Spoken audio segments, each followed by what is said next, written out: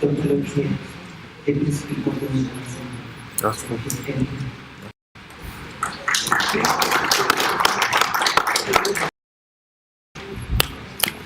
Good morning.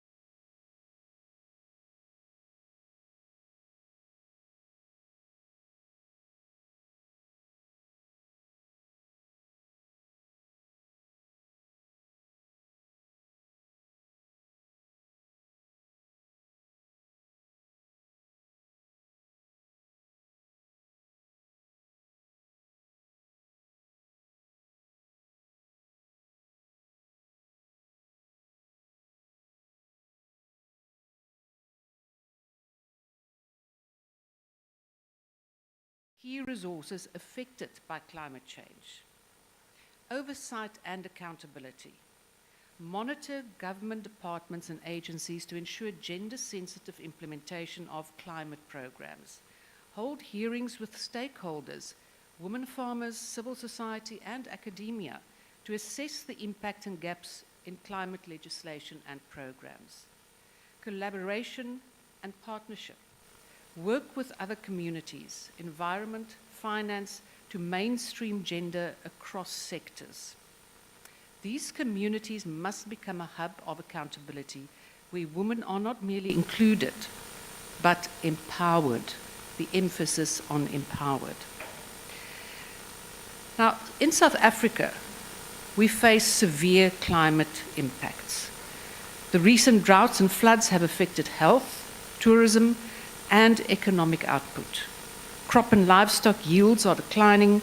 Working hours for low-skilled workers, particularly women-exposed sectors, have decreased. Heat-related mortality, infectious diseases transmission, drought-associated malnutrition, and mental health challenges have increased. We have responded in South Africa with comprehensive frameworks. We have the Climate Change Act of 2024, in which we recognize the adverse effects of climate change on women. The National Climate Change Response White Paper explicitly recognizes the unique vulnerabilities of rural women and calls for gender-sensitive adaptation strategies. Our 2025 updated nationally determined contributions was developed through gender-responsive consultations across all 9 of our provinces.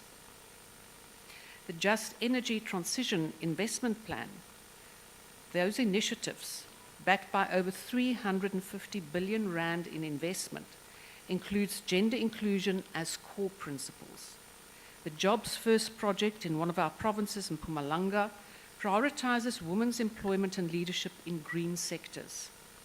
Government's training and mentorship programs target women in renewable energy, biodiversity, aquaculture, and waste management. Our National Job Initiative, expanded public works programs, commits to creating over 121,000 work opportunities with a focus on women and youth. We can then look at parliamentary action because as parliamentarians, we have a very specific responsibility. Parliament convenes roundtable discussions exploring climate change impacts on women ahead of COP meetings. But honorable guests, much more has to be done. From enforcing gender-sensitive policies to funding gender-led climate initiatives.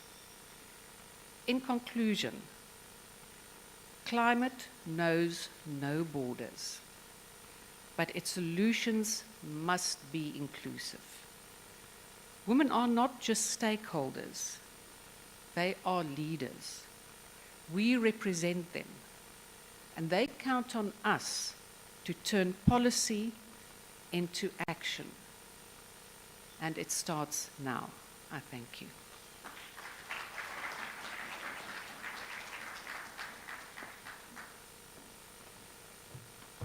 Thank you very much, Deputy Speaker,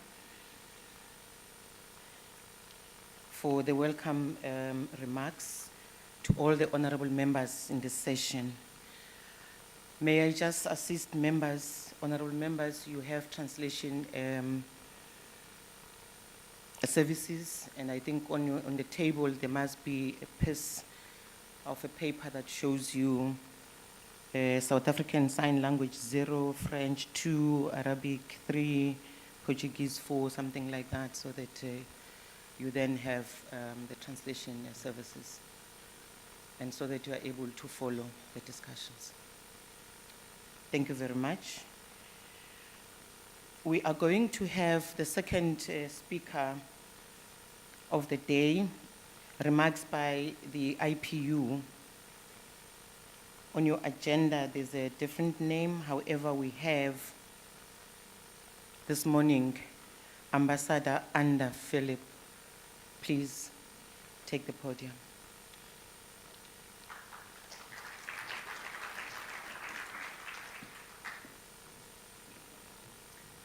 Good morning.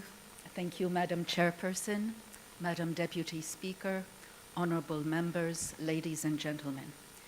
It is a true honor to be here today in the beautiful country of South Africa for the second edition of the P20 meeting of Women Parliamentarians. The IPU President regrets that she could not be with you here in person due to pressing commitments back home. However, I am pleased to deliver these remarks on her behalf. Ladies and gentlemen, at a time of mounting and deepening crises, the need for solidarity and collective solutions is urgent. We very much welcome the decision by the Parliament of South Africa to focus this parliamentary meeting on the key issues of global solidarity, equality, and sustainability. Indeed, these objectives, your work, and parliamentary diplomacy offer valuable opportunities to strengthen cooperation across borders, to build trust, and to place citizens' concerns at the heart of international dialogue and action. But to succeed, we must face an undeniable truth. These objectives cannot be met as long as equality, and especially gender equality, persists. Despite progress, women today account for only 27% of parliamentarians worldwide, and just 22% of speakers of parliament are women. Their perspectives remain largely absent from policy making, and too many of these women parliamentarians continue to face discrimination, harassment, and even violence. The IPU's own research has shown that 1 in 4 women MPs has suffered physical attacks, and that more than 80% have endured psychological abuse during their term in office. Such realities are unacceptable. Parity must therefore become the norm rather than the exception. It is not just simply a matter of fairness. It is a matter of legitimacy and of effectiveness.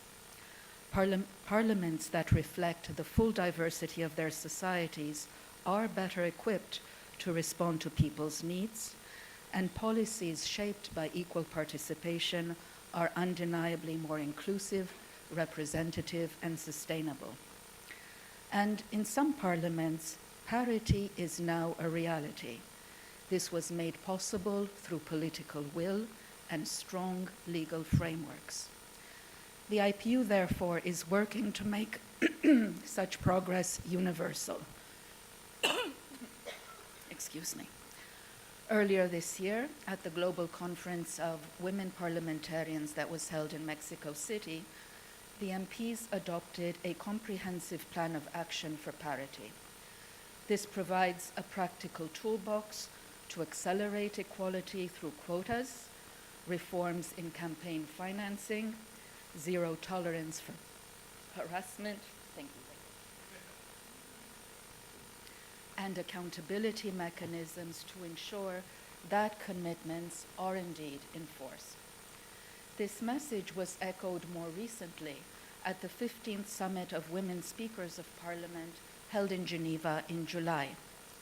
The summit called for gender-sensitive parliaments and for women's equal presence in diplomacy, in peace and security, climate action, and in the governance of science and technology.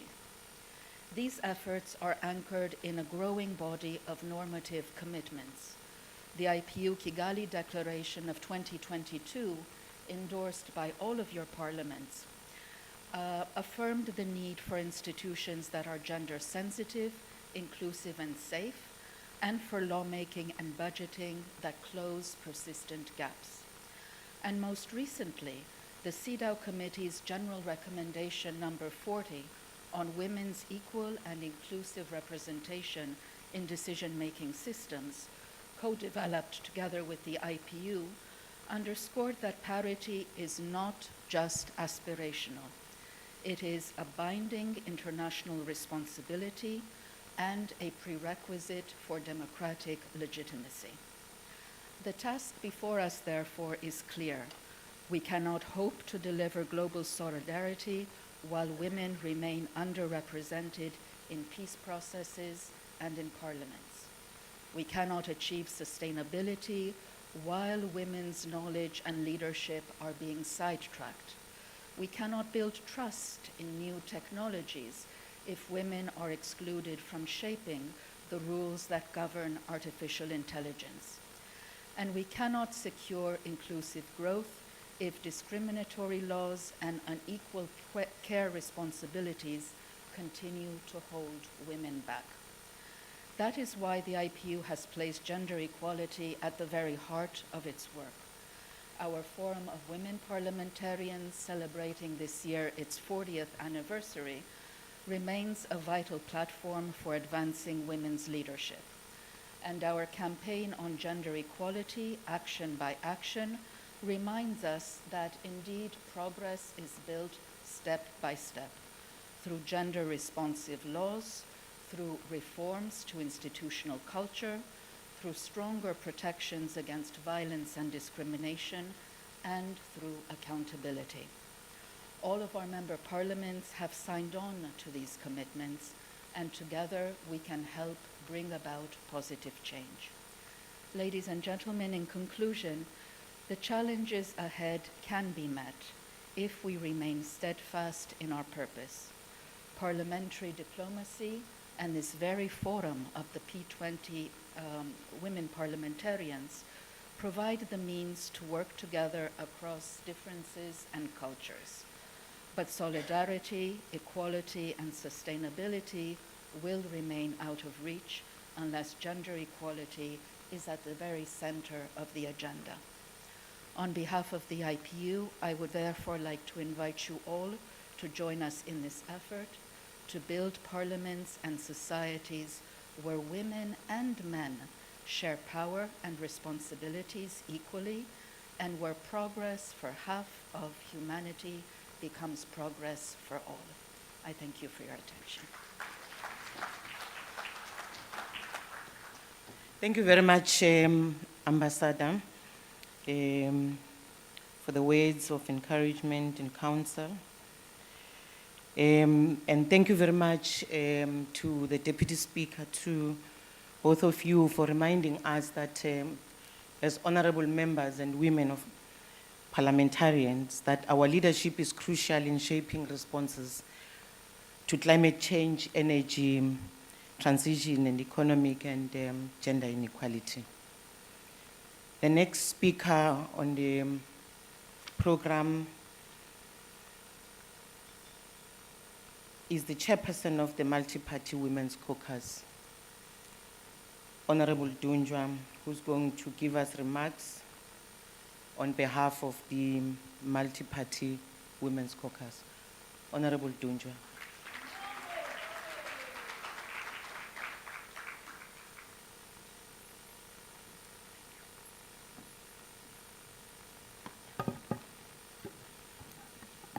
Thank you, Chairperson of the session, the Deputy Speaker of South Africa, members of the Steering Committee of the Multi-Party Women's Caucus, legislatures that are with us, ladies and gentlemen, good morning and welcome to this beautiful city and this country. It is with deep humility and immense pride that I address this impact gathering. I stand before you today not only as the chairperson of the Multi-Party Women's Caucus of South Africa, but as just a simple woman from a country called Port Elizabeth here in South Africa. My journey from those ordinary beginnings to this global platform is a reminder that women, when given the chance to rise, they can shape the destiny, not only of their communities, but of the world. We gather this morning under the theme that is not just a slogan, but a mandate for our time. Women Parliamentarians for Global Solidarity, Equality and Sustainability. And in reminding the solidarity, we are standing here in particular from South Africa, remembering women that marched in 1954 under a very difficult environment on the 9th of August. Those women may have been killed because the system was very vicious at the time. And therefore we are here today, standing here because of the struggles that were waged by those, I always say grandmothers, because we are their daughters. And we are standing here not for ourselves, but for our daughters and our granddaughters. We met at a pivotal moment in history, a moment of intersecting crisis, from climate change to geopolitical strife, but we also stand at the frontier of possibility. The decisions we make, the laws we pass, the solidarity we forge in this world, like these will determine whether the 21st century becomes an era of genuine inclusion or a new chapter to entrench inequality. The P20 provides us with a platform to strengthen solidarity across borders and party lines. Our struggles may differ in context, but they are bound by a common trend: the fight against exclusion, discrimination, and marginalization. Solidarity is not a slogan. It is a practical tool that enabled us to share strategies, learn from each other's experiences, and amplify our collective impact. Solidarity lays the foundation for what must come next, because without sharing strength across borders and parties, the pursuit of equality remains fragmented. Equality is our non-negotiable goal. And I want to repeat this. Equality is our non-negotiable goal. It is the legal, economic, and social parity that remains elusive for too many times. It means that equality pay, equality representation in boardrooms and parliaments, and equality freedom from violence. But equality not on its own is not enough. It must be linked to sustainability, because with us, equality today, if the planet cannot sustain our daughters tomorrow. Sustainability is our legacy. It is about building economies that nurture our platform, societies that care for their people, and a future where our daughters and granddaughters can not only survive, but thrive. Sustainability only means preparing for the forces that are rapidly reshaping our societies. Just as climate change demands our leadership, so does technology. But honorable colleagues, to achieve sustainability, gender equality, future, we must confront the single greatest disruptor of our age, the rapid rise of artificial intelligence. Artificial intelligence is not a distant concept. It is here, reshaping our economies and redefining the world of work. And we, as women parliamentarians, we must ask the critical question: how will this technological revolution impact the skills and economic future of women? The potential is immense. Artificial intelligence can automate burdensome tasks, diagnose diseases with stunning accuracy, and personalized education. It can be a powerful, good tool. Yet, we must be clear-eyed about the risk.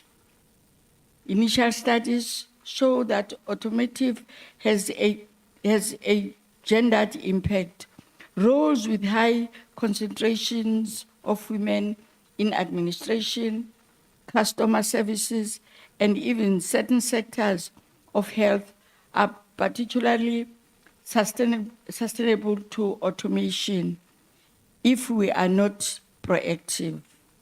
Artificial intelligence could widen the economic gap, erasing hard-won gains and leaving women behind.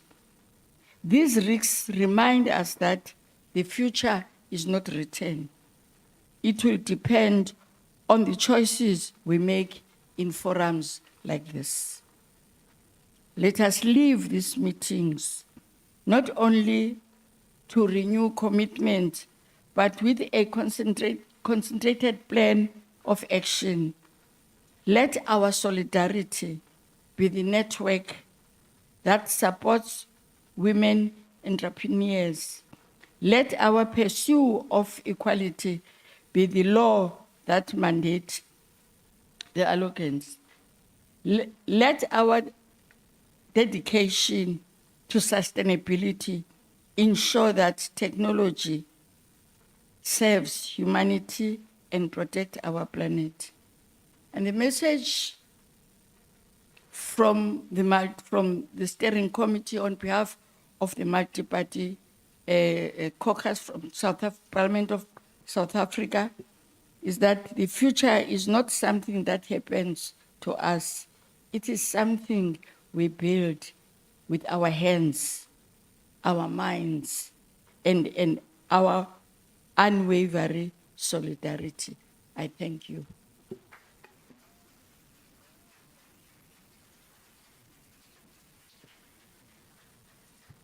Thank you very much, Chairperson, Honorable Dunjwa, the Chairperson of the Multi-Party Women's Caucus in the National Assembly of South Africa. The next speaker will be the Chairperson of the Select Committee on Security and Justice, a Member of Parliament in the other house in South Africa, the National Council of Provinces. She's going to give us the overview on gender and climate action in parliamentary work. Honorable Mananiso.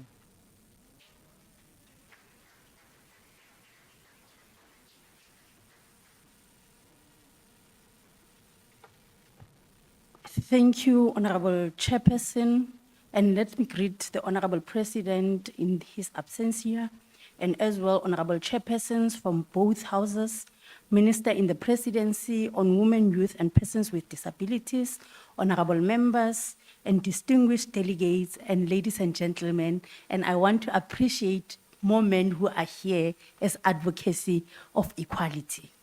Allow me to take this opportunity and appreciate the platform to contribute and share insights to this discussion of the P20 Women Parliamentarian, premised on the theme, Women Parliamentarians for Global Solidarity, Equality and Sustainability.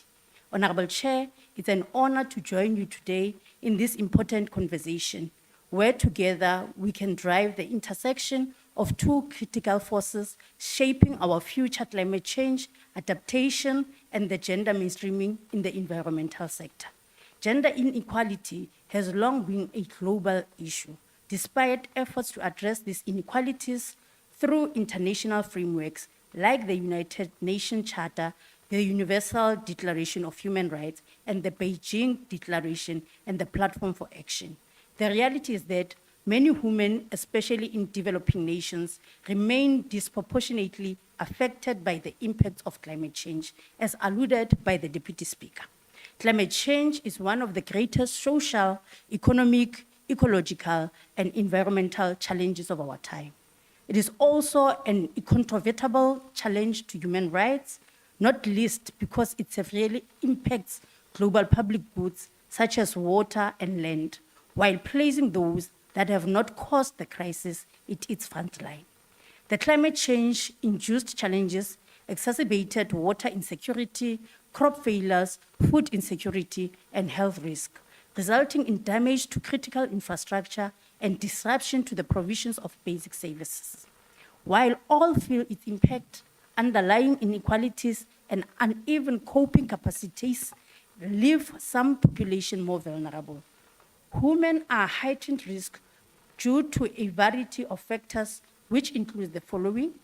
They are overrepresented amongst the poor, highly dependent on natural resources for their livelihoods, and are frequently excluded from the decision-making processes. This often leads women suffering a disproportionate impact for natural and man-made disasters. Ironically, women, despite being the most affected, women lead post-disaster recovery efforts. While this affects our resilience, it adds a significant burden. The loss of infrastructure like homes, schools, and health services, along with financial insecurity, can lead to severe consequences for women and girls. Lacking security and services, increasing vulnerability to gender-based violence and femicide, sexually transmitted diseases, unintended pregnancies, early marriages, and other forms of abuse. In Gauteng, we are spreading across Gauteng the 7 Bs, which is books before boys, because boys bring babies. So I would want you in this P20 to adopt that awareness. In this regard, G20 member states must adopt a gendered approach in responding to the adverse aspect of climate change and risk disaster management to mitigate the risk of for women. Over the past few decades, and just before the climate change challenges started to manifest, the lives of women around the world had improved dramatically. Women have made unprecedented gains in the recognition of rights, education, health, and access to jobs and livelihoods. The progress made by South Africa in women empowerment and gender equality, despite several challenges still encountered, is South Africa at the forefront of leadership in this domain. Nonetheless, there are blunted gaps in achievement at the global and local levels, and they place the significant gains made at risk.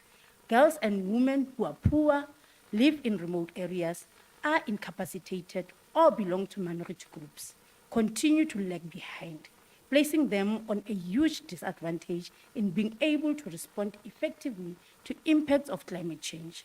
The South African Parliament is overseeing the climate change adaptation and gender mainstreaming initiatives, aiming to incorporate gendered consideration and adaptation plans and include women as decision makers in climate change processes.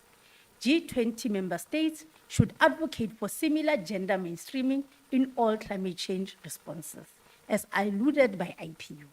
This action must be integrated into special planning and the needs to be improved data availability for monitoring and evaluation intervention. This will allow the establishment and growth of an inclusive climate response. Honorable Chairperson, the G20 member states significantly contribute greenhouse gas emissions, driving climate change which disproportionately affects women. Our Parliament must oversee program implementation in line with our nationality-determined contributions.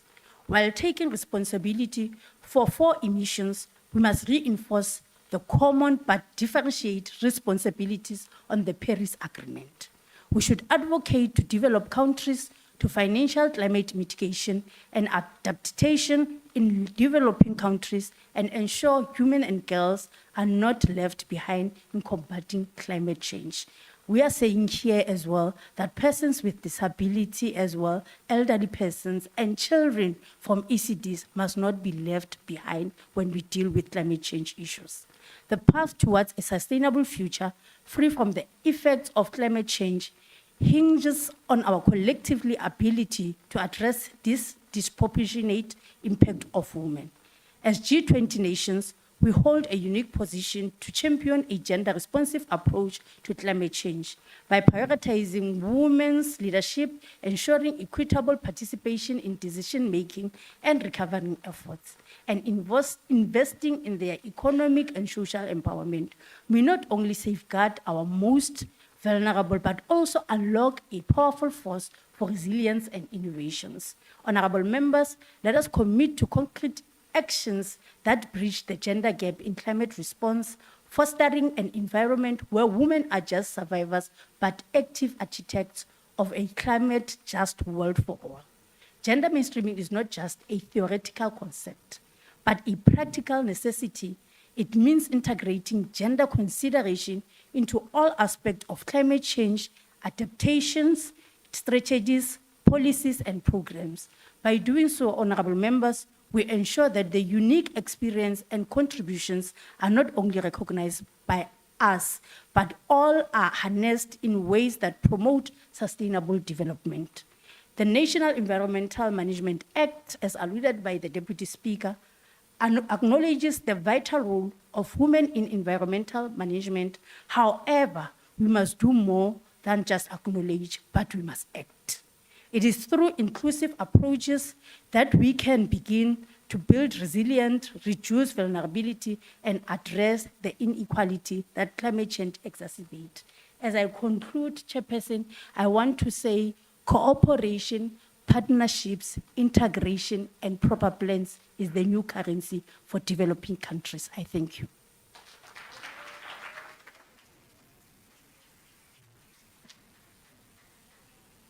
Thank you very much, Honorable Mananiso, the chairperson for the Select Committee on Security and Justice. Books before boys for our girls. Honorable members, the next speaker has requested, okay. The next speaker, she's going to give us remarks on the theme, Women Parliamentarians for Global Solidarity, Equality and Sustainability. And that's Honorable Lizelle van der Merwe, the National Assembly Portfolio Committee, Chairperson on Women, Youth and Persons with Disability. Honorable van der Merwe. No, Chairperson, I think the podium was made for a man because I'm just as tall as this podium, so that's why I wanted to speak from my seat. But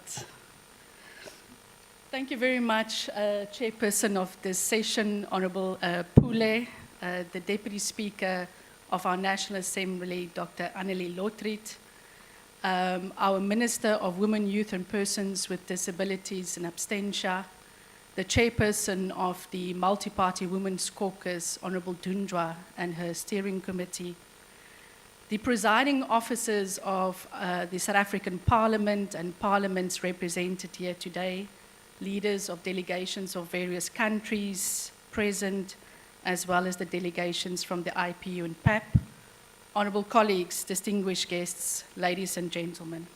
Chairperson, throughout history, women in leadership have been powerful agents for change. Our resilience, wisdom, and courage have transformed our societies, such as South Africa, and challenged the status quo. We rise today to speak for the women and girls of South Africa who have entrusted us to be their voices, and for the women and girls worldwide whose fight for dignity, safety, and equality persists. For despite remarkable progress, women representing over half of our humanity remain held back, disproportionately affected by poverty, inequality, conflict, climate change, and violence. Their struggles threaten their very safety, dignity, and futures. These issues demand a comprehensive, united response rooted in our unwavering solidarity. So as we gather here today with a shared purpose, we recognize and celebrate the invaluable role women parliamentarians must play in shaping a more just, equitable, and sustainable world. The theme, Women Parliamentarians for Global Solidarity, Equality, and Sustainability, is not only timely, but it is a clarion call to action. First, it is a clarion call to action to end poverty. Nearly 70% of those living in extreme poverty are women and girls. Across nations, they lack access to basic education, healthcare, and economic opportunities.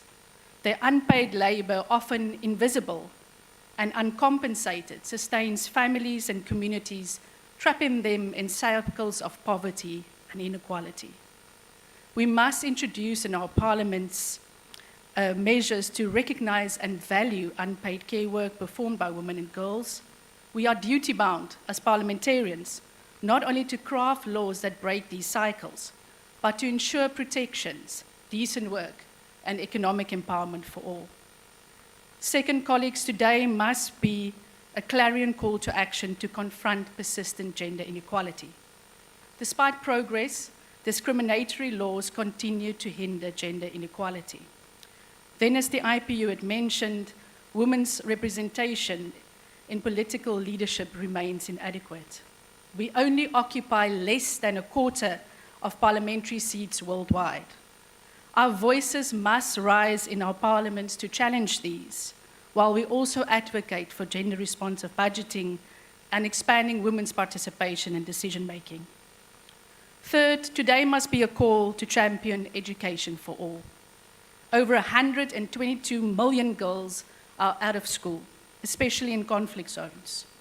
Female illiteracy and low levels of education continue to hinder sustainable development, and it perpetuates cycles of poverty. Education is not merely a right, it is a powerful key to uplift and empower our communities. We must push for policies that eliminate, for example, barriers such as child marriage and period poverty. Fourth, today is also a call to action to protect women and girls in conflict zones. Today we honor and remember the brave struggles of many women in conflict zones, but they need more than just our solidarity. Previous G20 speaker summits reaffirmed that women's leadership are essential foundations for sustainable peace and security. And as we demand peace, we must also demand that women are part of negotiations and humanitarian responses, safeguarding their rights and elevating their leadership. Fifth, today must also be a call to action to end gender-based violence. This scourge remains a national crisis here in South Africa. The portfolio committee that I lead, the Portfolio Committee on Women, Youth and Persons with Disabilities, continues to put this fight into sharp focus. We oversight our national strategic plan on gender-based violence and femicide. We will soon identify candidates of civil society and business to serve on South Africa's first National Council on Gender-Based Violence and Femicide. And from a parliamentary level, my portfolio committee will soon lead Parliament's very first statutory rape inquiry. But 1 in 3 women globally has experienced physical or sexual violence. This grim reality stains our collective conscience. We must ensure accountability and end impunity for perpetrators of gender-based violence through strengthened legal frameworks, effective prosecution, and survivor-centered justice systems. Lastly, today must also be a call to action to close the gender pay gap. Globally, women continue to earn 20 to 30% less than men for comparable work. The gender pay gap is still pervasive in our labor markets, and it must be addressed. Bridging this divide requires bold reforms, equal opportunities, and cultural shifts. We must champion these through law and leadership. Colleagues, this conference calls on us not just to identify the problems, but to identify the solutions. We are entrusted with the future of the young women and girls of our respective countries.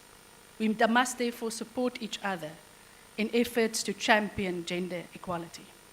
To this end, we must lead in our parliaments to see the following: eliminating of all forms of discrimination against women, not just in law, but in practice. The ring-fencing of funding and resources to eradicate gender inequality. We must promote gender-sensitive policies and budgeting. We must see to climate policies that are gender-sensitive. We must foster inclusive governance where women's voices guide decision-making. Peace initiatives must include women at the forefront. And we must hold each other accountable through transparency. Honourable members, this is our moment to act. And let me repeat this. This is our moment to act.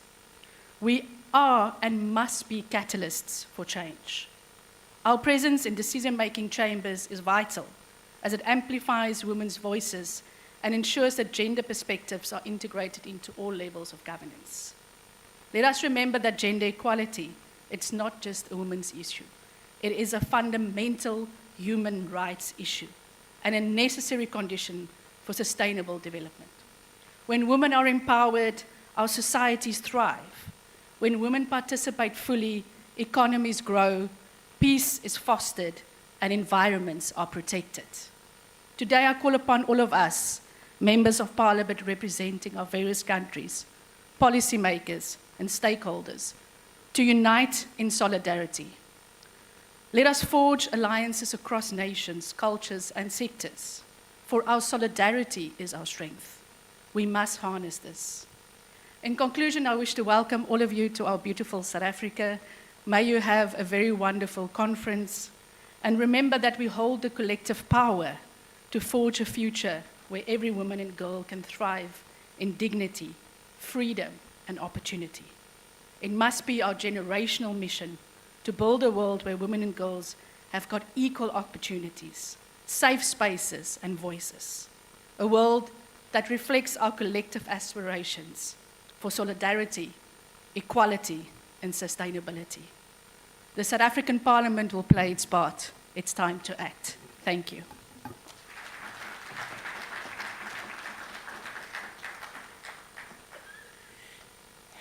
Thank you very much, Honorable van der Merwe, for the remarks. We do appreciate it. Honorable members, I would like to apologize on behalf of the Minister in the Presidency for Women, Youth and Persons with Disabilities, who had a delayed flight. She was supposed to be here earlier. Unfortunately, she has not yet arrived. So our sincere apologies on her behalf. The next item, therefore, is the photo session for all women parliamentarians, and then we take a break. Thank you very much for your time.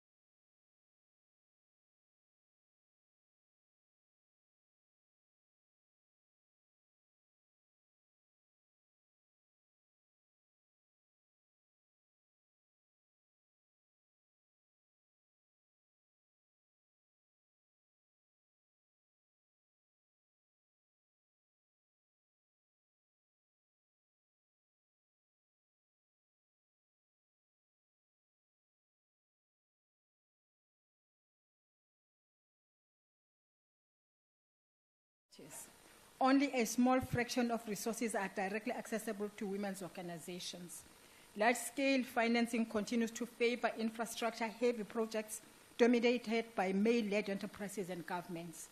Women farmers and entrepreneurs who sustain the backbone of rural economies remain excluded from the very financing streams needed to scale climate-resilient agriculture and renewable energy innovations. While climate disasters strike, it is women who are again disproportionately affected. Their limited access to land rights, credit, and social protection reduces their capacity to recover. Honorable Program Director, for us to lead climate action and just energy transition, we must foreground the intersectional nature of the crisis before us. Women's vulnerability to climate change across Africa and globally is not uniform. Intersectionality reveals how factors such as age, disability, rural-urban location, and socioeconomic status shape experiences. For instance, women with disabilities face compounded barriers in accessing disaster relief and safe shelters. Rural women, especially smallholder farmers, face land dispossession and water scarcity. Young women are disproportionately affected by forced migration and child marriage triggered by climate shocks. These intersectional lens help us expose why generic gender-sensitive approaches are inadequate. We have to focus on dismantling the very power structures that are perpetuating these disparities in decision-making structures. Only then can women's leadership emerge as a force not of piecemeal interventions, but of systemic change. In South Africa, our National Development Plan 2030 provides a clear roadmap of where we stand as a country and where we are headed. It states, South Africa's primary approach to adapting to the impact of climate change is to strengthen the nation's resilience. This involves decreasing poverty and inequality, increasing levels of education, improving healthcare, promoting skills development, and enhancing the integrity of ecosystems. Our adaptation policies and measures include adequate support for the vulnerable, significant investment in new adaptive technologies and techniques in the water, biodiversity, fisheries, forestry, and agricultural sectors, early warning systems for adverse weather, pest and disease occurrence, disaster relief preparedness, and significant investment in conserving, rehabilitating, and restoring natural ecosystems to improve resilience. During a State of the Nation address, His Excellency President Ramaphosa reiterated by saying, our government is implementing a just energy transition, not only to reduce carbon emissions and fight climate change, but to create growth and jobs for our people. Government will undertake this transition at a pace, scale, and cost that the country can afford, and in a manner that ensures energy security. With South Africa's abundance of solar, wind, and mineral resources, our policies prioritizes the creation of thousands of jobs in renewable energy, green hydrogen, green steel, electric vehicles, and other green products. Special focus has also been given to regions such as Mpumalanga, where new industries and sustainable livelihoods are being developed as part of the transition. Our primary objective is to ensure that women are at the center, not the periphery, of these mega projects. The legacy of South Africa's G20 presidency must be marked by a gender-responsive continuation of these efforts, extending well beyond our term. Here at home, solutions are taking shape. The Just Energy Transition Investment Plan includes pathways for women-owned enterprises in the renewable sector. At continental level, the African Development Bank has launched the Affirmative Finance Action for Women in Africa program to close the $42 billion US dollar credit gap for women entrepreneurs. Globally, the Green Climate Fund has begun applying gender-responsive criteria for its investments. These interventions show that financial inclusion is not a side issue. It is the gateway to ensuring women lead in climate and energy transition. Dear colleagues, as colleagues are aware, South Africa has assumed the G20 presidency under the theme Solidarity, Equality, and Sustainability. a theme that reflects South Africa's commitment to building on the efforts and successes of previous G20 presidencies while advancing the Sustainable Development Agenda. The collective essence of solidarity, equality, and sustainability aligns with the values enshrined in our Constitution, a cornerstone of our constitutional democracy that not only guides South Africa's internal affairs, but also shapes how we engage with the rest of the world. Our chairship of the Empowerment of Women Working Group, which we are leading as a department, has elevated three key priorities. The first one being care economy, recognizing and addressing the value of paid and unpaid care and domestic work. As part of our Empowerment Working Group deliverables, benchmarking and comparative analysis work is already underway as part of our commitment as our legacy project to develop a comprehensive national care economy strategy for South Africa. The second priority is the promotion of financial inclusion for women, ensuring equitable access to financial resources for women. The third priority is addressing gender-based violence and femicide, tackling systemic violence against women and girls. These three priorities are not exclusive, they are mutually reinforcing. The care economy, for instance, is foundational to the future of global well-being.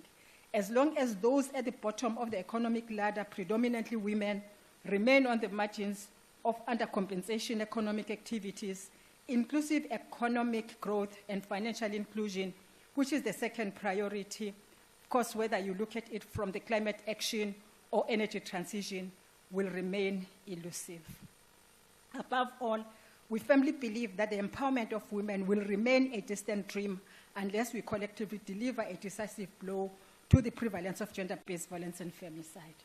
Honorable Chairperson, our wish is for this P20 meeting to serve as a rallying call to position African women not as projected beneficiaries of climate and energy policies drafted elsewhere, but as architects of the very transformative change these sectors so urgently require. Parliament is where commitments are translated into laws, budgets, and oversight. It is parliamentarians who can ensure that energy and climate policies allocate resources fairly, that extractive industries are held accountable, and that financing frameworks reach women at the margins. The program before us, from sessions on inclusive growth to debates on ethical resource governance to strategies for mobilizing finance, is not just discussion. It is a roadmap for legislative action. Each topic we engage today must find expression in the mandates of committees, in the language of statutes, and in the scrutiny you apply to executive power. As Kofi Annan reminded us, there is no tool for development more effective than the empowerment of women. From New Delhi to New York, from Johannesburg to Jakarta, from our cities to our villages, we must put women at the center. On behalf of the government and the people of South Africa, I wish you well in your deliberations. May the outcomes of this P20 resonate powerfully at the G20 Leaders Summit, carrying the clear message that parliaments are ready not only to debate justice, but to legislate it. I thank you very much.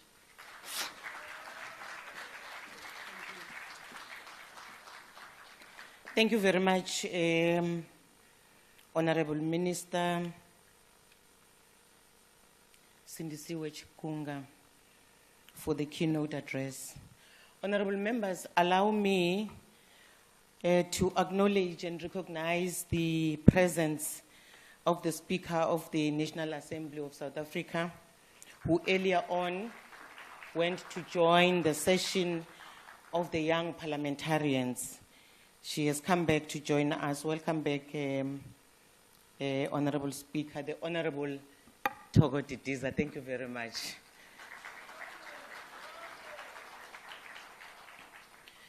Honorable members, we have come to the end of the first session now.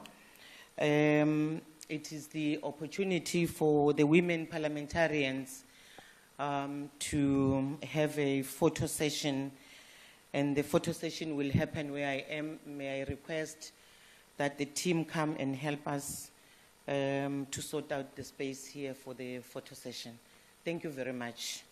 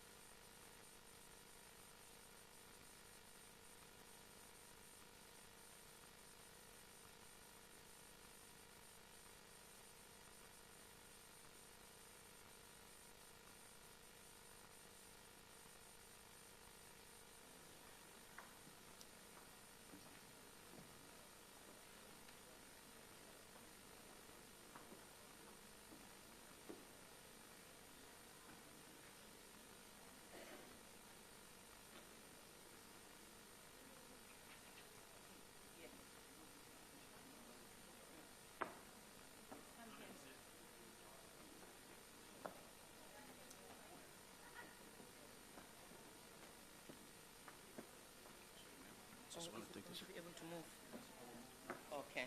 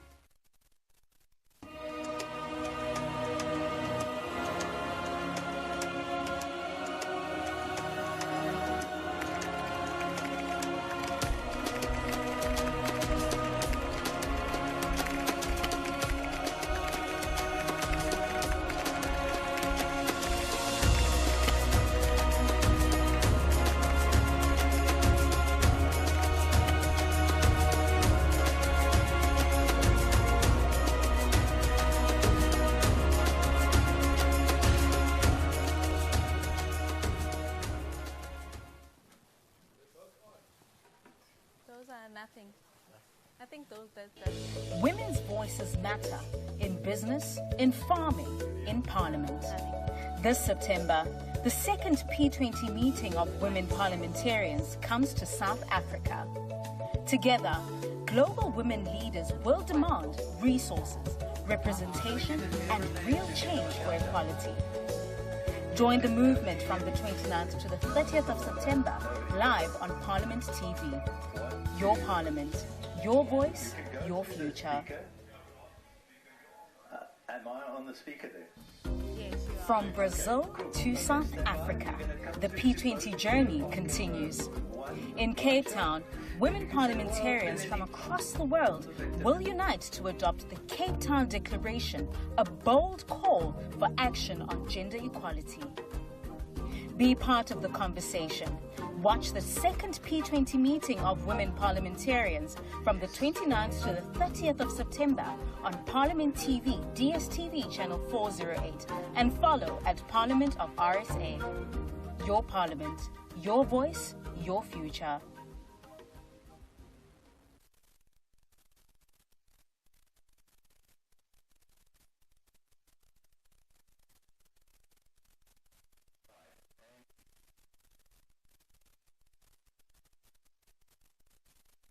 First half of the morning, and those were the two sessions from the Sabati 20 Women Kukumu. Parliamentarians in conference, and now they're taking a picture. It's a picture moment, of course, and let's see what's happening there. There you are. There is the Speaker of the National Assembly, Ms. Thoko Didiza, and many other delegates who form part of the South African Parliament and, of course, parliaments of the G20 countries.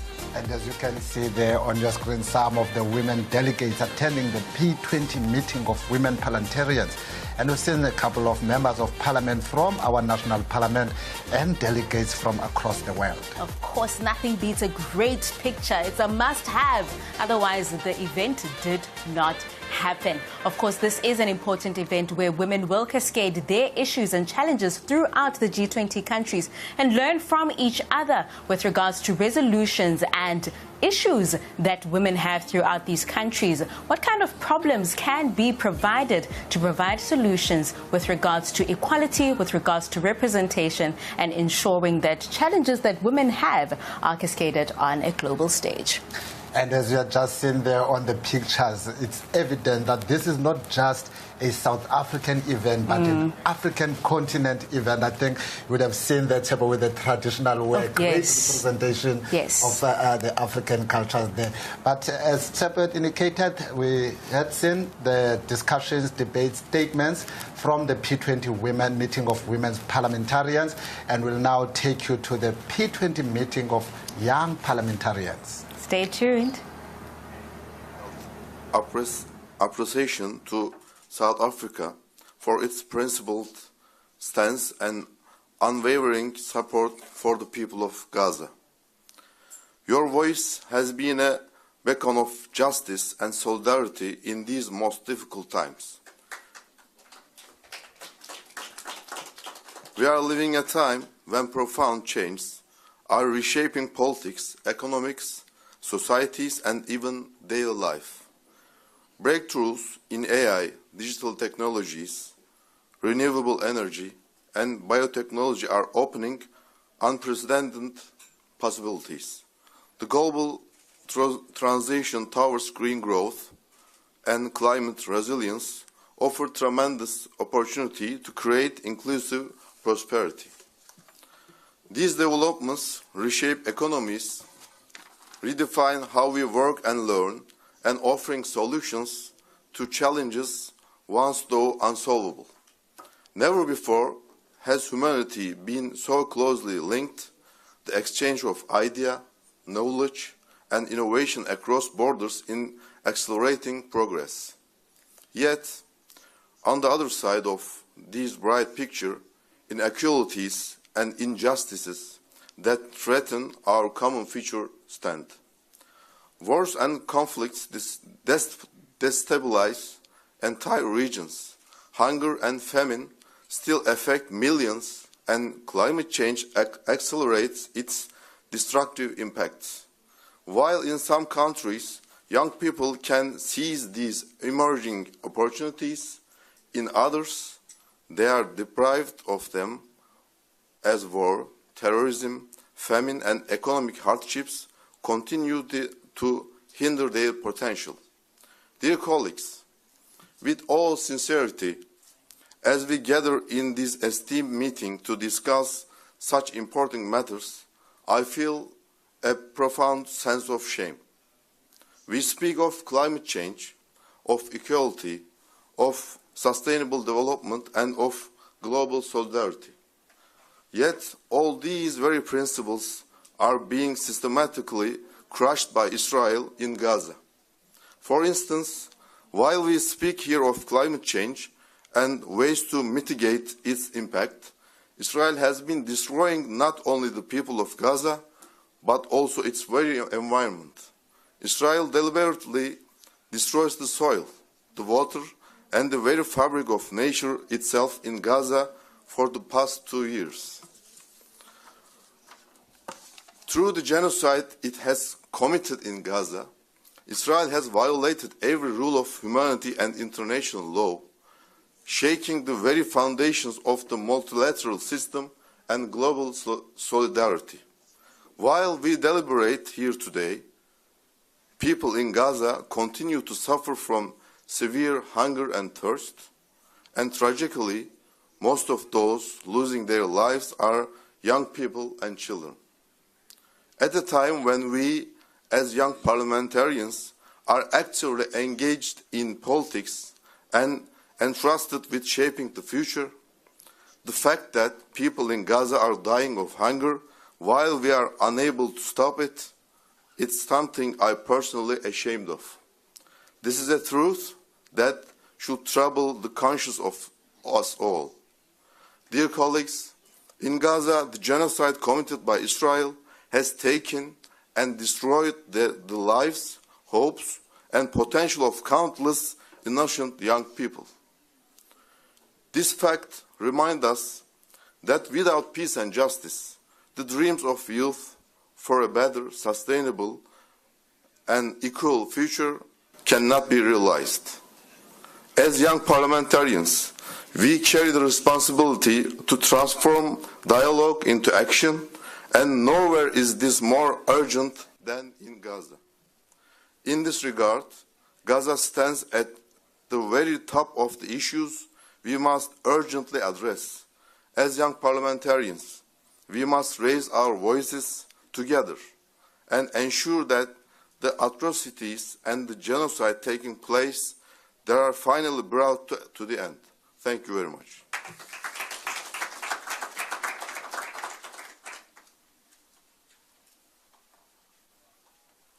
Thank you very much, Honorable Delegate from Turkey, for that compelling presentation.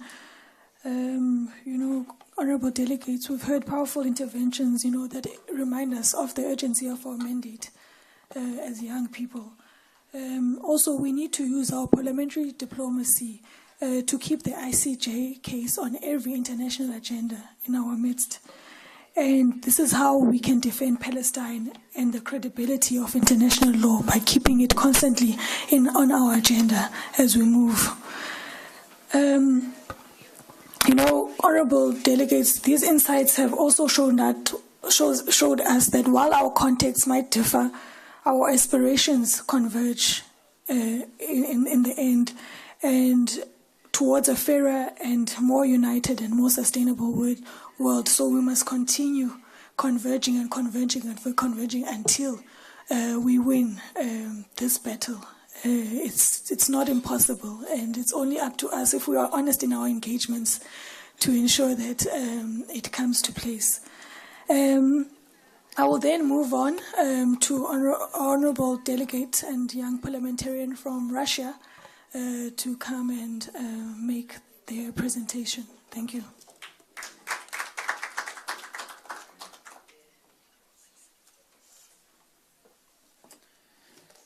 Спасибо большое, госпожа председатель. Madam Chair, distinguished colleagues, it is an honor and privilege for me to take the floor here today, and I would like to share with you some insights, the way we work with young people in Russia. We have 39 young people in the Russian Federation living today in our country, and Vladimir Putin said once, it depends on how we bring up young people, depends how Russia will be able to develop, whether it will be a modern, promising country, whether it can be effective, and whether it can retain its cultural identity as a nation in the challenging international environment. And this applies to all our countries and to all young people who live in our countries. And one of our key national goals is to enable every young person to find a path in life. And for that, we're doing a great deal to empower young people to get education, to fulfill their potential, and to proactively contribute to social undertakings and cooperation. And we pay special attention to mutually beneficial youth multilateral and bilateral cooperation formats in our foreign policy. We have a federal law on youth policy in the Russian Federation, and this is a very unique piece of legislation. I will tell you later why. And the main government agency that works with young people is the Federal Agency for Youth Affairs. And we are committed to expanding our international ties on the youth track. We have youth events that are held in Russia every year. You remember very well the World Youth Festival that brought together about 20,000 participants from 180 countries of the world. Both chambers of the federal parliament and the regional governments and the local governments have local youth assemblies, and the initiative of Speaker of the Federation Council, the upper chamber of the Parliament, Valentina Matvienko, we created in 2012 a chamber of young legislators of the Russian Federation. This is a permanent advisory body, and it includes two representatives from each of the regions of Russia who represent a local legislative assembly or municipal assemblies. They all must be younger than 35 years old, and the key goals of this youth chamber is to devise and review laws designed to empower young people, to promote the sharing of best practices among young MPs, and making sure that young people are involved in state policy, while also working with international youth associations. As I've already said, one of the key goals for this youth chamber is to contribute to the legislative process. Young legislators can submit to senators their initiatives, and some of them are adopted as official legislation. In July 2020, there was a constitutional amendment in Russia which set forth a provision whereby youth policy is a major priority for our federal and regional governments, and this is how the law on youth policy of the Russian Federation was adopted. This is the key piece of legislation that regulates the way we work with young people. As part of our international cooperation, young MPs work with their colleagues from the Commonwealth of Independent States and from other countries. They visit Latin America, Africa, Middle East, the UN headquarters in New York, where we presented the Russian youth parliamentarism model. We have a lot of experience in working with young people in the Russian parliament. We're open to dialogue, we're open to mutually beneficial cooperation for the sake of the prosperity of future generations. Thank you very much for your attention.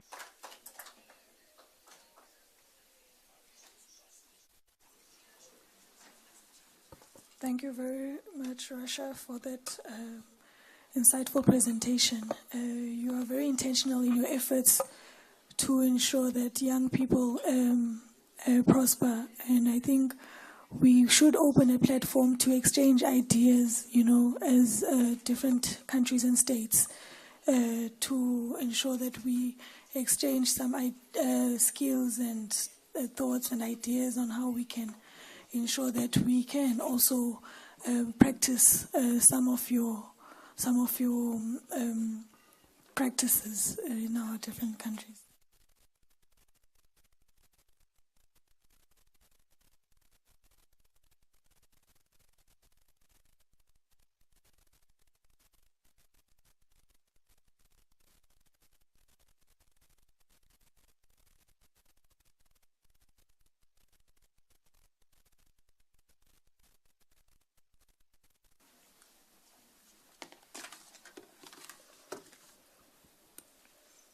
Right, thank you very much.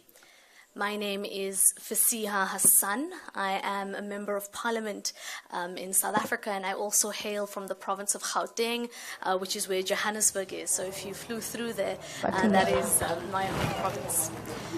Honourable members, fellow youth parliamentarians and distinguished guests, South Africa's G20 is not just a milestone for our nation.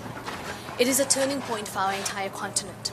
For the first time, Africa is not simply being consulted, Africa is leading. This particular presidency is Africa's chance to demand equitable debt treatment, bold reforms to global finance, climate justice, and policies that reflect our actual lived realities. It is an opportunity to move from the margins of global governance to the very center where Africa belongs. Other honorable member parliamentarians have mentioned that and the role that South Africa has played over the last year or two on the international stage. And while the African Union now is a permanent member of the G20, South Africa's presidency is not just a voice for one nation. It is the voice of an entire continent, united, determined, and unapologetically committed to fairness, solidarity, sustainability, and resilience in the face of climate change. For African parliaments, this is a moment to act with courage and conviction. We must align our legislative work with continental priorities and ensure that Africa's developmental and climate agenda shape global policy, not the other way around.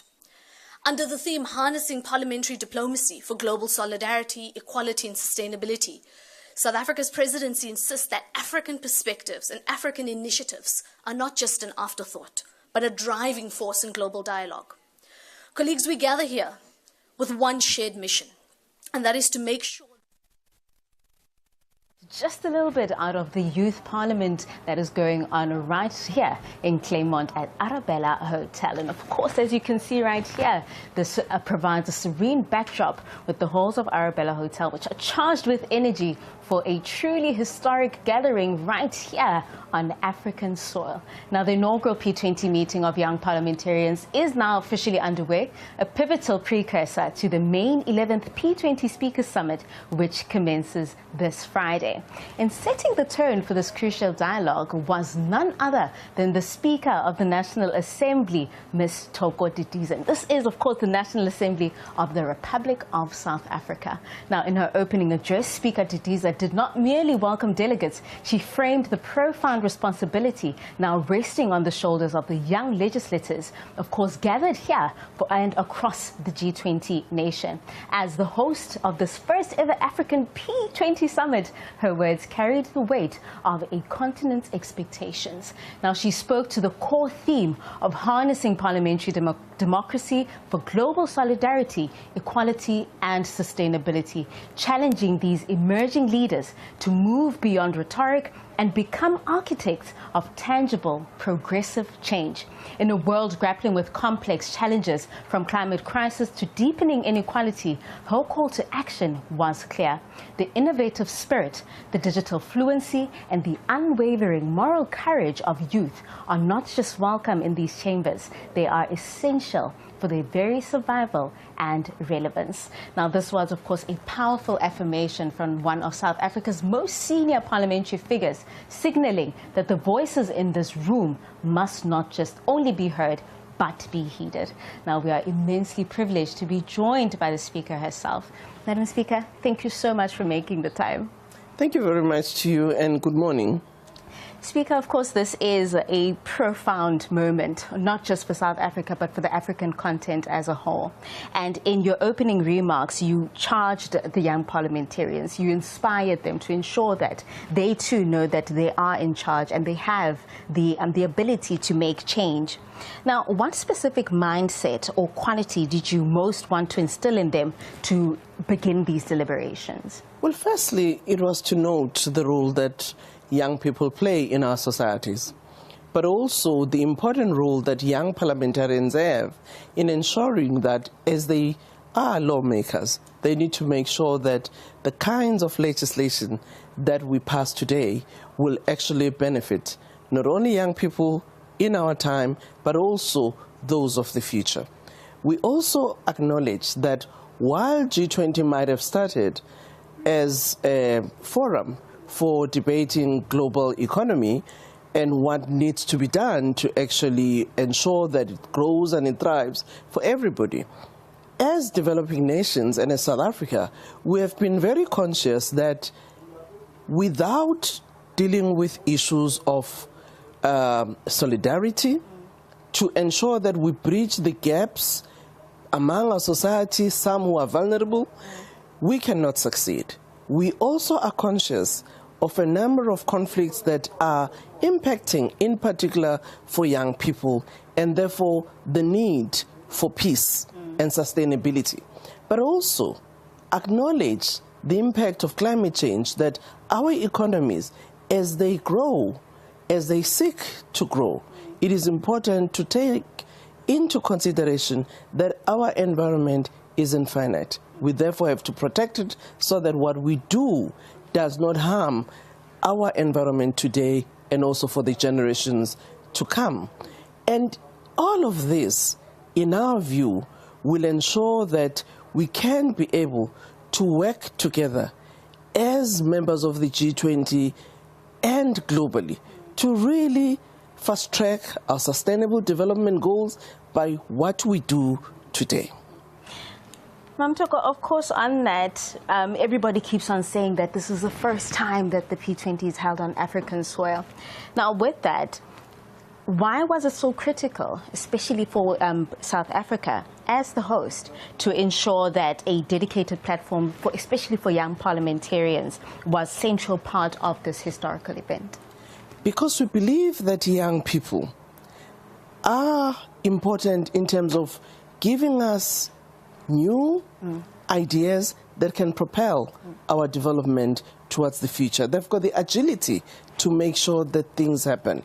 And as the world of work changes, I think young people, in terms of their skill and possibility of being reskilled, they'll be able to latch on the digital economy that will actually transform our society for the better. But that requires responsibility on the other hand. That's why it is important that we look as legislators, particularly as young people, how do we make sure that we also create a regulatory environment that such digital, technologies are not harmful to our citizens. So the issues of regulations, particularly on cyber, on artificial intelligence, become even more important at this time. Ma'am Toko, of course, throughout the day, Parliament TV, we've been engaging with many delegates. And with regards to the youth, we've been speaking about gapping, bridging that gap between the youth and the elderly. Now, you spoke to a room of young leaders, right? And some might think, really? Why should somebody who's much older be speaking to us, right? Now, how do you envision the relationship between the older parliamentarians, the older presiding officers like yourself, who are more experienced? How do you envision that relationship between yourselves and young parliamentarians evolving and ensuring that the vision goes forward, especially for the very people that live in these countries? The importance is to appreciate the need for intergenerational conversations, because even young people today are going to be evolving to becoming adults. But you need a conversation that appreciates that there are new ideas that young people bring into the table. And therefore, from the perspective of the adults, it's also being able to welcome new ideas, but also to guide and share experiences of the past, because through our past, they would learn what they would need to avoid, but also they can learn what they would need to take through. All of us were once young at a particular stage in our lives.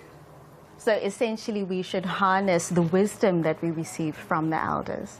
We should harness the wisdom that we receive from the elders, but also we need to look at today and make sure that our systems, including legislation, including oversight mechanism, including, parliamentary democracy across the globe, takes into consideration our past and our present realities, and therefore look ahead to the future that we want. Now, Speaker, of course, a lot of people view such dialogues as just talk shows. And a lot of people are, of course, they want to move the dialogue to implementation, right? What concrete mechanisms then can be put in place to ensure that proposals that are made within the Young Parliamentarians Conference are formally channeled into the mainstream of ensuring that implementation is ultimately tangible on the ground? Let me say that in our situation in South Africa, we've deliberately decided that young parliamentarians will be a part of this forum, not only engaging among themselves, but also bringing other young people such as Y20, who also engage other young people who may not be in the legislature, so that in their deliberations they take note of what other young people are saying. We are also ensuring that in our dialogue we bring in young parliamentarians from our SADC region, from the Pan-African Parliament, but also the European Union and other multilateral bodies where you have got young parliamentarians in them, so that that dialogue across the globe amongst young people will not only forge friendships, but also will create allies that can be able to act in solidarity in resolving our challenges as a globe. And Speaker, on the South African youth mandate as a whole, of course, for young people that are watching Parliament TV, that are watching this summit that is to come, what is your message, especially from your address, in hope? What do you hope that they take to heart after they've watched your address, after they've watched the summit? And how can they realistically expect to see change? I must say that I'm not sure whether I could say what they need to take up, because it's for the young people to say, out of the message, what is relevant in their view that they can take up, because they've not come here just to listen, but they've come to deliberate. They also have got messages that they want to ensure that reach out.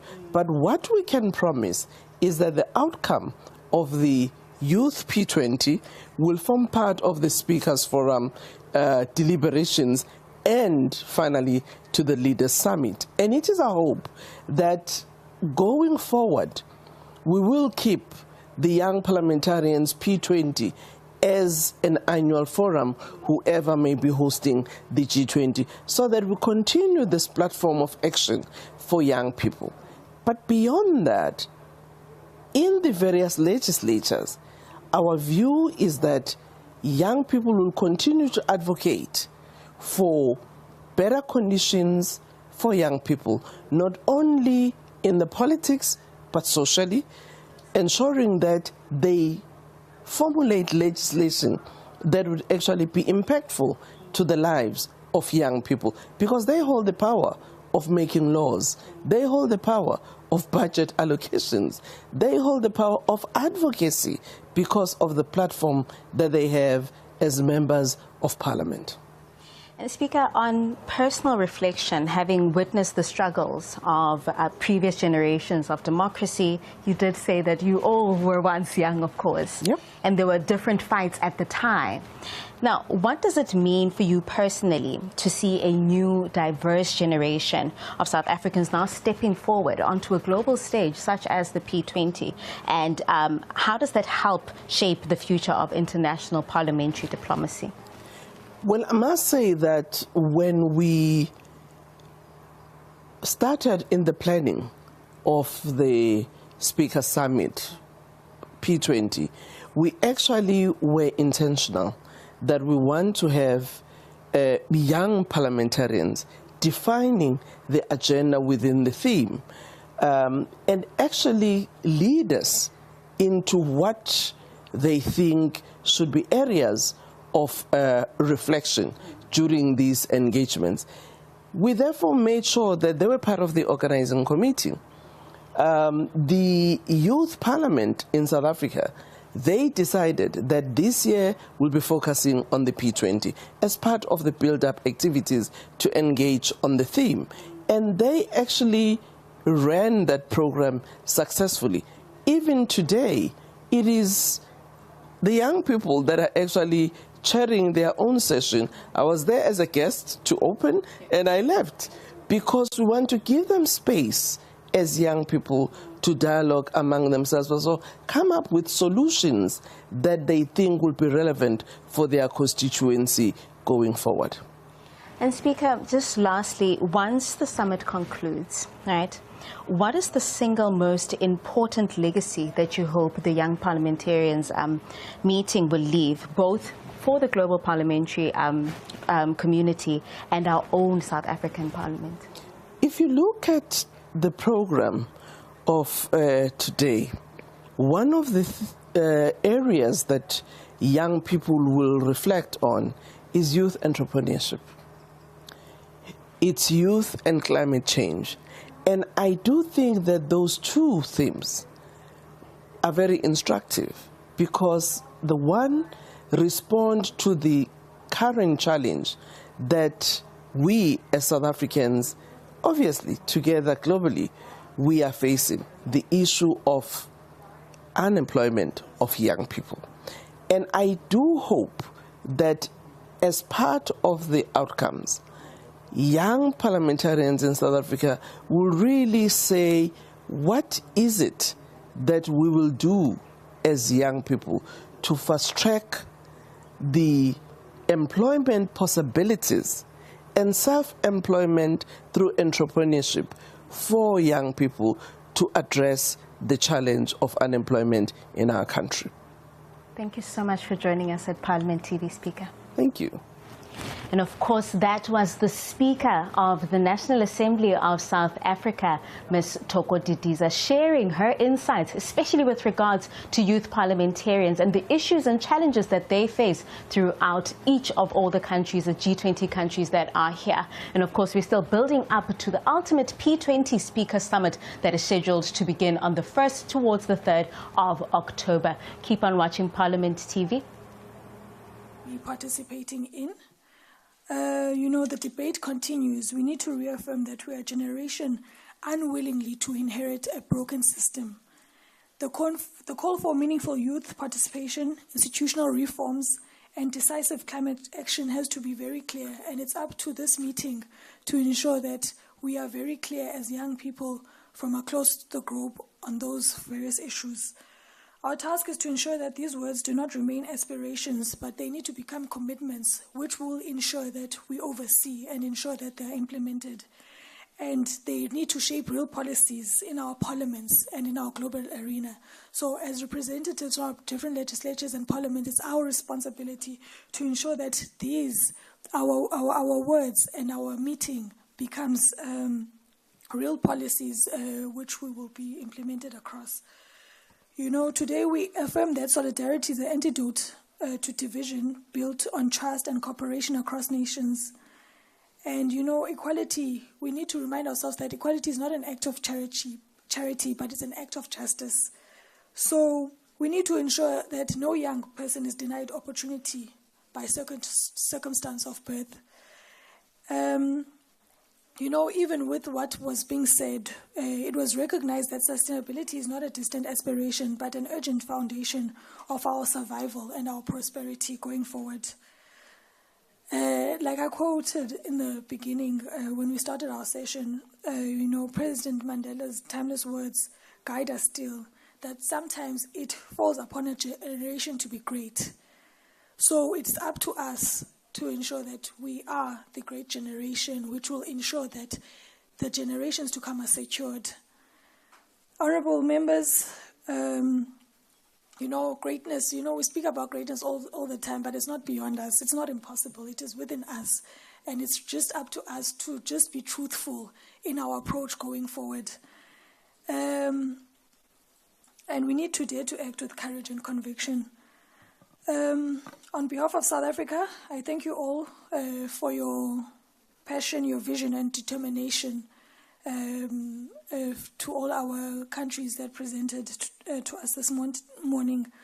Let us leave this room not only as participants in dialogue, but as custodians of change, committed to building a world that is united in solidarity and that is equal in opportunity, and ensuring that sustainability is a promise. The world is watching. G20 is coming up, and even us as young parliamentarians, we need to ensure that we rise together, and ensure that transformation is not just a wish and just words that we utter every day, but something that is going to happen now and not later. Thank you very much. Okay, thank you. With that being said, I'm just going to give us literally a 3-minute transition for our next session, and just to ensure that we can move on to the next session of parliamentary action to fight climate change. And we will then have that session, and then discussions will then ensue after that. Thank you very much. I call upon my colleague, Honorable Nodada, who's going to be chairing this session. Thank you.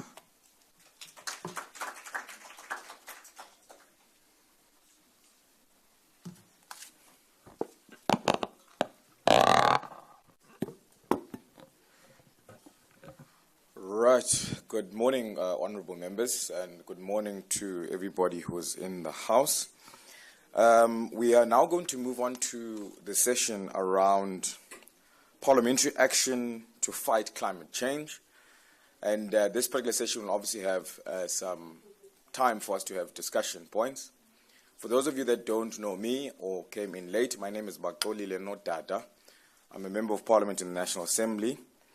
And I just wanted to talk to you a bit about this particular session, because it involves not only us as young parliamentarians discussing an issue that affects us now, but it also affects future generations.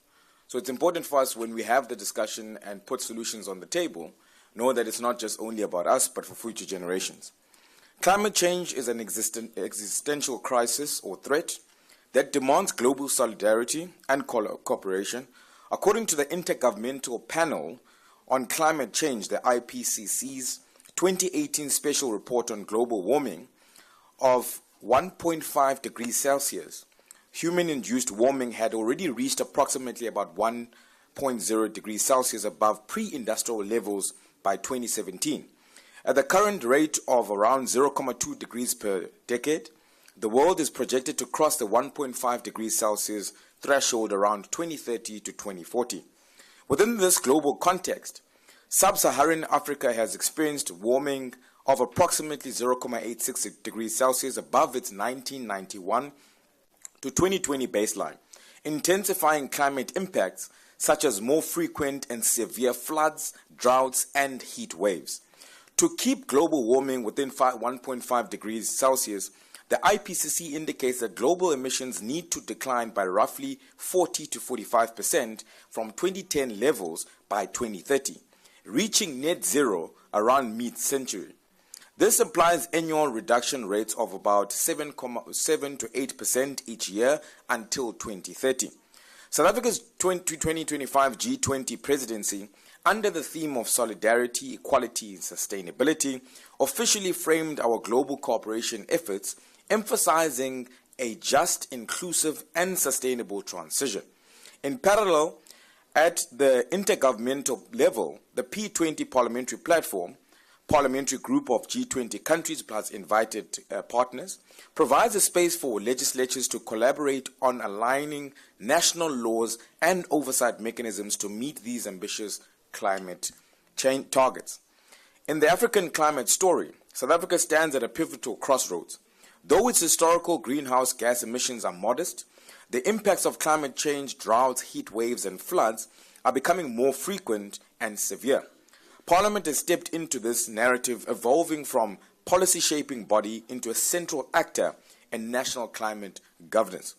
South Africa's 2025 G20 presidency, guided by the theme of solidarity, equality, and sustainability, presents a pivotal opportunity to harmonize climate policy, finance, and parliamentary oversight in pursuit of an equitable transition. This theme reflects the country's commitment to fostering cooperation and inclusive progress while addressing systemic inequalities exacerbated by the climate crisis. Parliament is central to realizing this vision, and so are other parliaments around the world. Legislators must at this time start championing the adaptation plan by enforcing mandates across the different municipalities, provinces, as required by the Climate Change Act. Mainstream climate finance in the national budget cycle and promote innovative grant-based instruments such as green bonds and concessional funds. Strengthen climate data systems, ensuring robust information sharing across the DFFE, DMRE, National Treasury, and local governments. Elevate climate literacy through constituency-level campaigns, dialogue, and accessible educational material. Enhance citizen participation via public hearings, service delivery forums and platforms that translate community into accountable policy making. In so doing, parliaments around the world, particularly us implementing in South Africa, will not only improve mitigation and adaptation outcomes, but also ensure the communities across the country and the world, especially those most vulnerable, are protected, empowered, and included in the climate agenda. Let's all remember, a country that does not invest in its youth has no future. Thank you so much. I would now like to call upon the resource person, which is Ms. Vonana Rkhoto, Chair of the W20 Climate Justice, Environment and Food Security Task Team. I don't know if that person is already here, who is going to be presenting to us on the current state of climate change and international response. We're supposed to have a rapporteur from Japan. I don't know if that person is already here. So those are the people that are supposed to come and present to us now, and then thereafter we'll then have a discussion on that.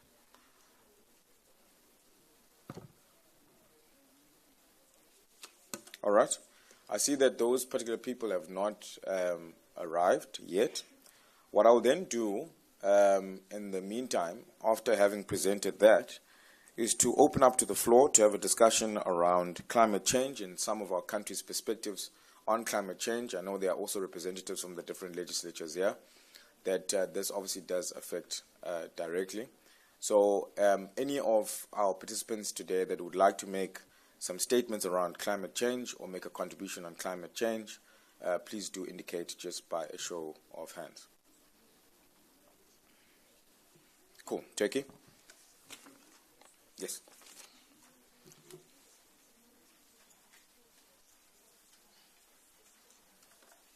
Dear colleagues, firstly, we changed the pronunciation. It's Turkey right now. It's not Turkey anymore. Dear colleagues, we stand today at a critical juncture for humanity. Climate change, wars, and inequality converge into a single test for our generation. The rising global temperatures, floods, droughts, and wildfires are already destabilizing communities. At the same time, violent conflicts reveal how fragile peace can be. These crises are not separate. They reinforce each other. As young parliamentarians, we are not just observers, we are responsible actors. Our duty is to advance ambitious laws that secure sustainable futures, ensure transparent governance, and strengthen multilateralism. The Paris Agreement is our roadmap, but it will remain ineffective unless backed by political courage and parliamentary oversight. Turkey, situated in the Mediterranean basin, faces acute climate threats. This is why we embraced the green transition vision and committed to the 2053 net zero emission target.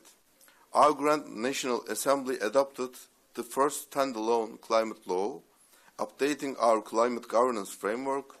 Our nationally determined contribution is now more ambitious, showing that Turkey is ready to do its part.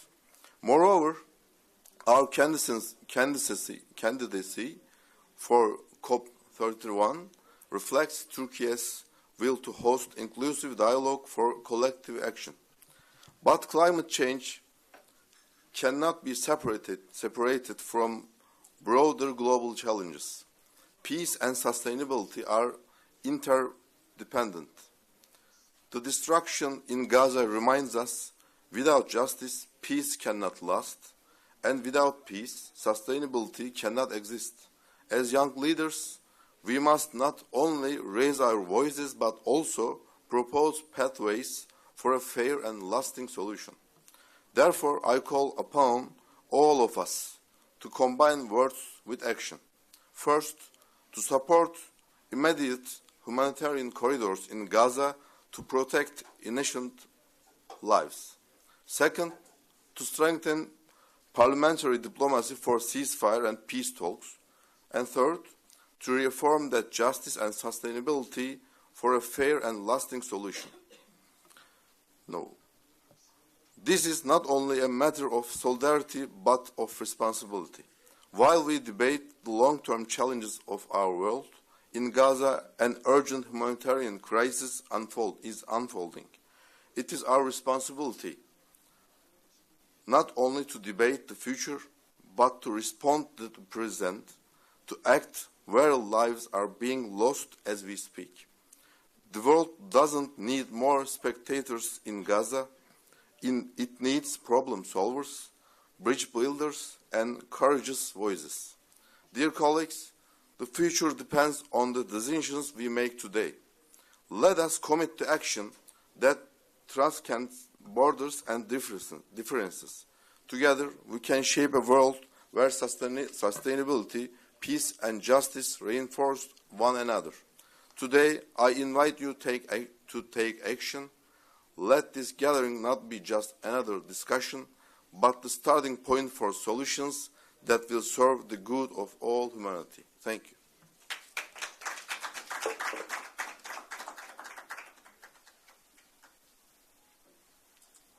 Thank you so much. Is it Tukia? Nice. Okay. Thank you so much for that.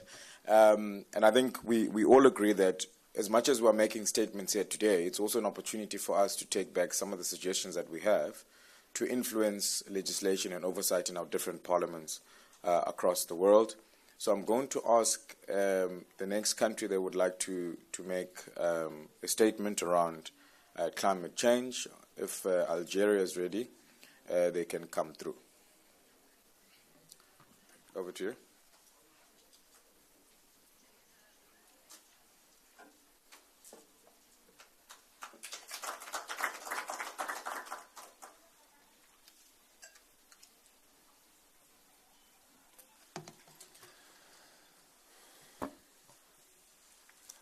Assalamu alaikum wa rahmatullahi ta'ala wa barakatuh. Peace upon you all. Hello, everyone. I repeat my thanks to the country of South Africa for this event and for this summit. I thank all my colleagues from every country, especially for the B20. In fact, Algeria focus on all the global changes because of the geographical location by the Mediterranean Sea, as it is one of the 24 hot points, which affected by the global heating, and all this environmental threatening of floods, dehydration, and coastal problems. We have repeated floods in many countries 14 times in the country since 1970, and around 19 hectares of the Algerian land, as we lose around 400 hectares from our land because of this climate change. As we have less rain around 20% before comparing to the previous, which leads to having less crops and agriculture production. And expertise, they are expecting by 2040, and that percentage will duplicate. Algeria is affected badly by the global changing, and and the Algerian people will suffer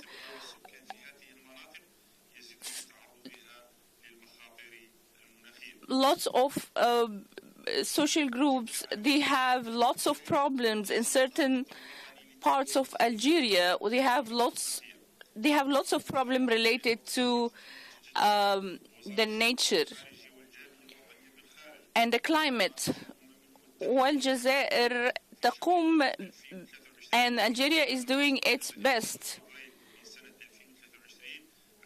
Since 2023, as they put a fund in $25 million to fix all the problems related to the climate changing. And in Paris summit,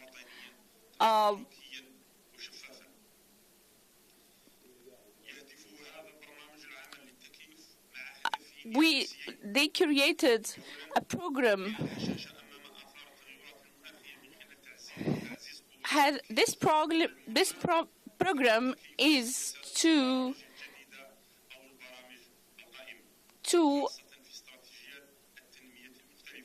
find all the strategies which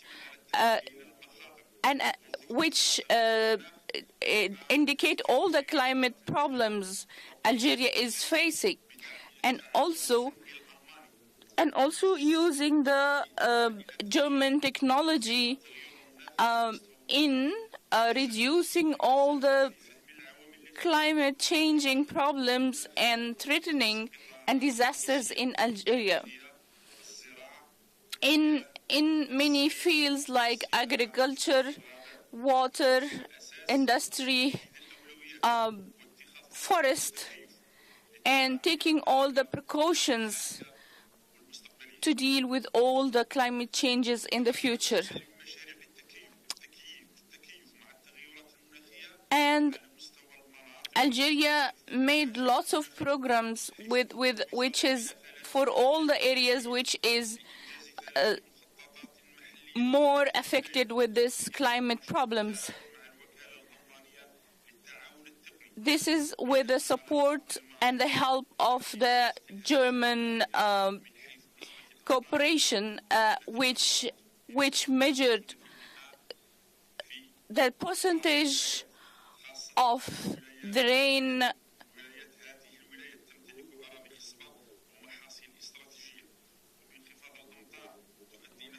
as the reduce of rain, which is reducing recently, is going to affect all the food resources. And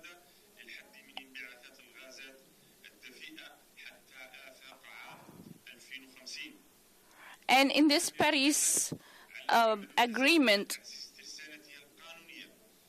Algeria had lots of policies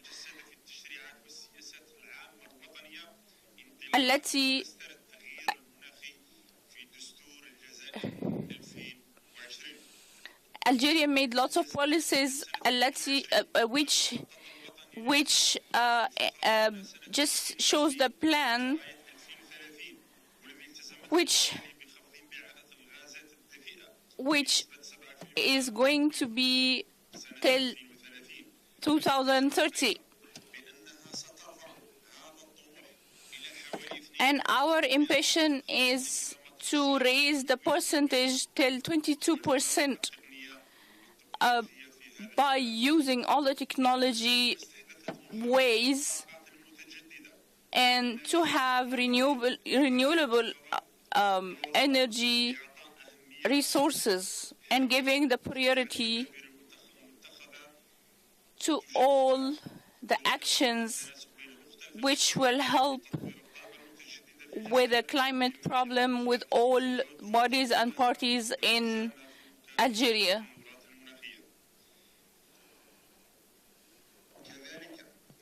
As well, I need to remind about all the national strategies.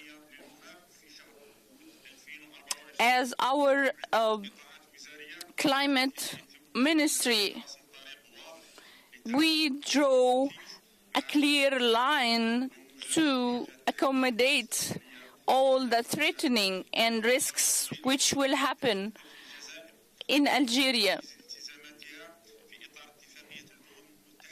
As the Union Nation agreement